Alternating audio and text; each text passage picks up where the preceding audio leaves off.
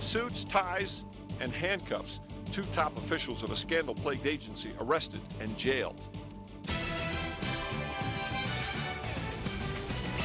The New Mexico Finance Authority is responsible for more than $1 billion in loans that finance local projects like sewer systems, roads, and school buildings all across the state. Now, state investigators say two top executives there, one current, one former, cooked the books.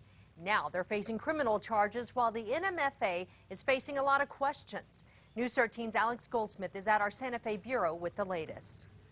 Dick, Jessica, we've known for weeks that the NMFA submitted a forged audit last year.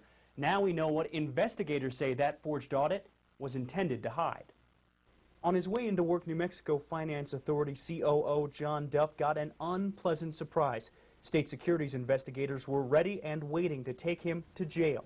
Duff and former NMFA controller Greg Campbell were both arrested this morning, charged with securities fraud and racketeering.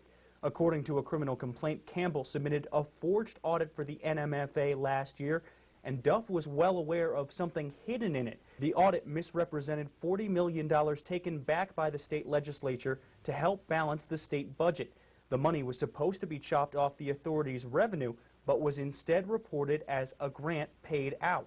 That misrepresentation could have misled investors looking to buy the NMFA's bonds. On behalf of every member of the management team and on behalf of every staff member, just want to state publicly that we are committed to working with Price Waterhouse in every way possible to get to the bottom of this. So far, no money has been reported missing, but that doesn't mean the fake audit doesn't have big consequences. It affects the financial status of the state. Aside from a damaged reputation with Wall Street, until a valid audit is ready, the NMFA can't sell bonds to fund hundreds of millions of dollars worth of public loans for projects around New Mexico, meaning a quick investigation is critical. Being able to do the investigation and continue it swiftly but as thoroughly as possible is going to allow us to regain the confidence and be able to go back on the status of giving the funding that is necessary.